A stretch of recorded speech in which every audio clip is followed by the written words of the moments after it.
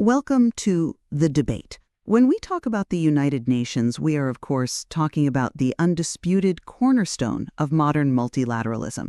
It's the essential global institution, the one intended to maintain international peace and security. And we can point to real achievements, the success of the Universal Declaration of Human Rights, diplomatic back channels that prevent crises from escalating, and, that crucial, if often overlooked, health and development work. Absolutely. The UN matters profoundly, but the reality today is, well, it's one of deep dysfunction. We see repeated failure to adapt or act decisively in these really high-stakes contemporary crises.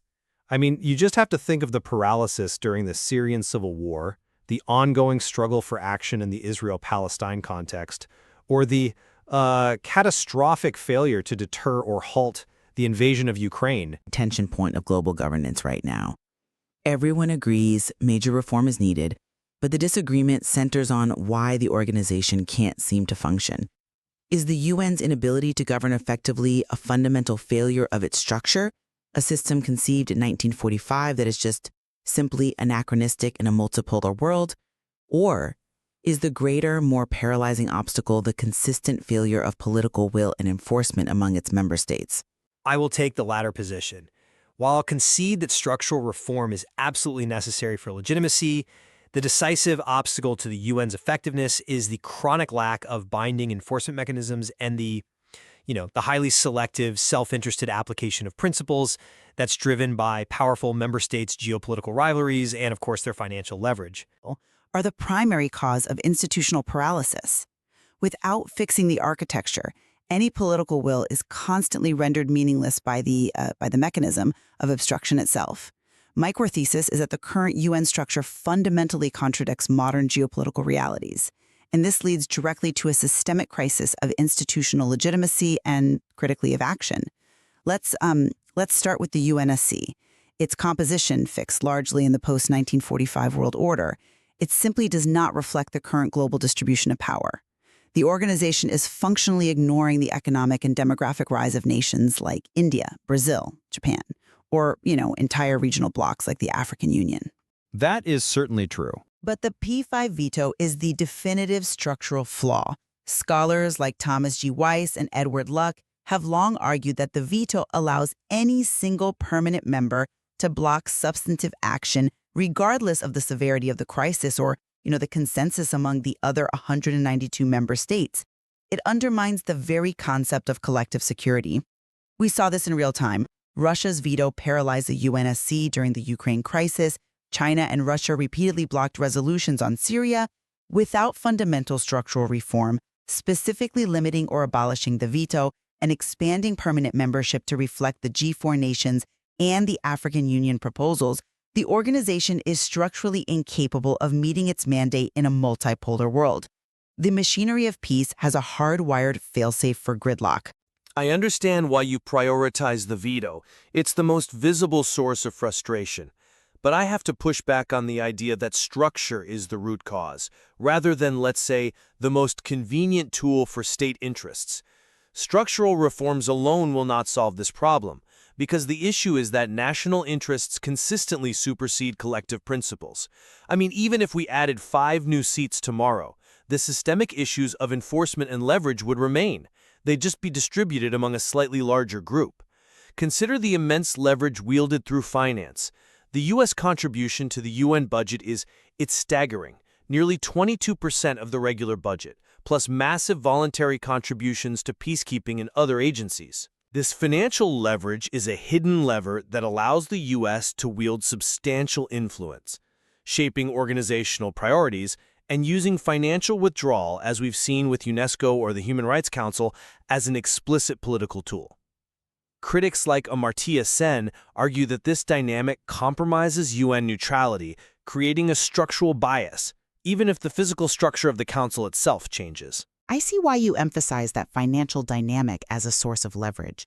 But let's compare that influence to the outright obstruction provided by the structural veto. While financial influence shapes the agenda and biases neutrality, which is a grave problem, I agree, the veto allows outright paralysis. It doesn't merely nudge policy or shape priorities.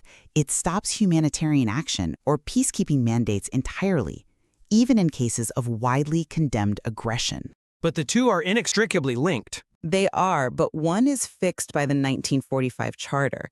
The structural flaw guarantees gridlock. That's why reform initiatives focus so heavily on the veto mechanism itself. Look at the France-Mexico proposal, or the efforts of the Accountability, Coherence, and Transparency Group, the ACT Group, a diverse group of member states pushing for voluntary restrictions on the veto in cases of mass atrocities.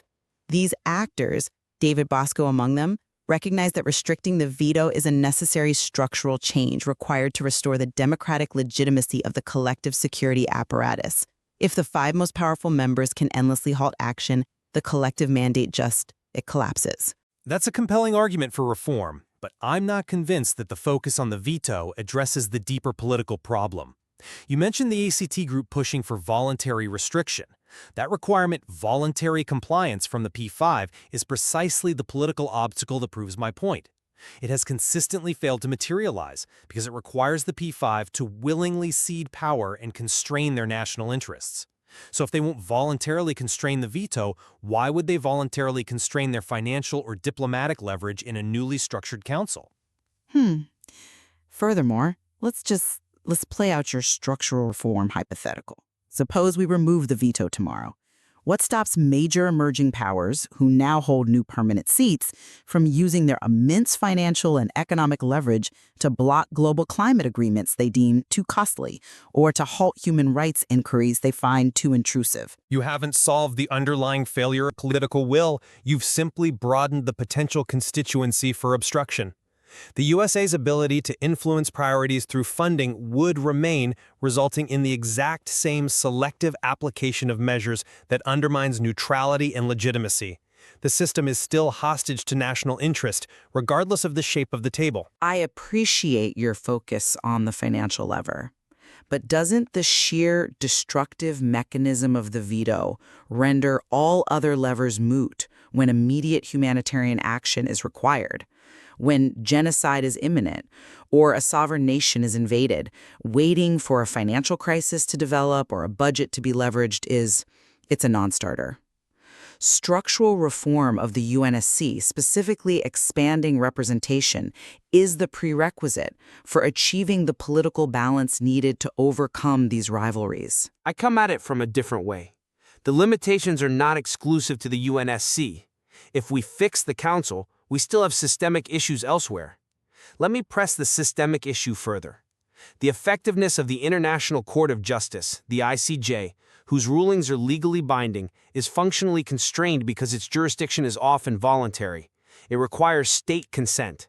And even when a state does consent and a ruling is issued, the ICJ has no enforcement mechanism. Its teeth are pulled by a lack of enforcement power, regardless of what the UNSC manages to agree on. But that enforcement failure always circles back to the Security Council. Not entirely. And what about the UN General Assembly? Its functioning is hampered by bureaucratic inertia and, most critically, a reliance on non-binding resolutions. Scholars like David M. Malone note that this frequently makes UNGA decisions purely symbolic rather than practical governing mandates. If the entire collective security system relies on voluntary state participation and a lack of unified enforcement power across all its bodies, the ICJ, the UNGA, the Human Rights Council, then structural changes to the composition of the UNSC alone cannot guarantee genuine global enforcement or compliance. It's a system-wide failure of political commitment, not just a council configuration problem. I'm not convinced by that line of reasoning because the UNSC is explicitly designated in the UN Charter as the powerhouse of the organization. It's the only body authorized to impose mandatory sanctions or authorize the use of force. Any meaningful collective security action or, crucially, enforcement of a binding ICJ ruling ultimately runs through the UNSC. When the U.S. ignored the ICJ ruling in the 1980s over Nicaragua, the ultimate enforcement failure happened because the U.S. could exert sufficient political pressure to block any subsequent punitive action in the Security Council. Therefore, structural change in the UNSC, by expanding permanent membership to include rising powers, is necessary to achieve the political balance required to overcome entrenched geopolitical rivalries and thus create the will to enforce resolutions. If you include the G4 nations, like Germany, India, Brazil, Japan, and the African Union as a bloc, you fundamentally alter the political calculus. You enhance representation in a multipolar world and make enforcement a collective rather than selective mandate, as John Eikenberry suggests. It changes whose national interests get prioritized. But the power structure you describe is already so deeply entrenched. Even if the table is enlarged, the P5, particularly the US and China, are still the dominant global economic and military forces. They hold the financial keys to the UN. They hold the supply chains. They hold the global military projection. Expanding the table while democratically satisfying risks merely diluting the final consensus and adding more layers of bureaucracy for national interest to navigate without solving the core commitment issue. If states genuinely wanted collective security, they would already be enforcing ICJ rulings universally. We must also consider the future. Structural reform is essential to expand the UN's mandate beyond traditional, 1945 security threats, tanks, and borders. The current framework is too narrow for issues that define modern insecurity, such as climate change, global pandemics like COVID-19, and cybersecurity.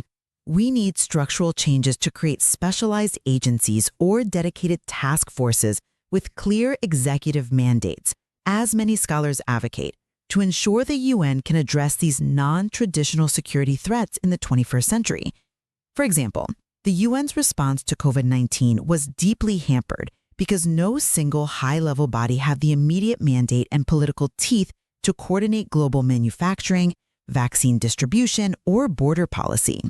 If we had a structural equivalent of the UNSC dedicated to global health security, it might have cut through the national political failures we saw.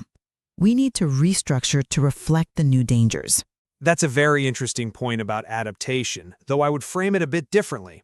While expansion of focus is desperately needed, the failure to address new threats stems fundamentally from conflicting interests, which new structures wouldn't just eliminate.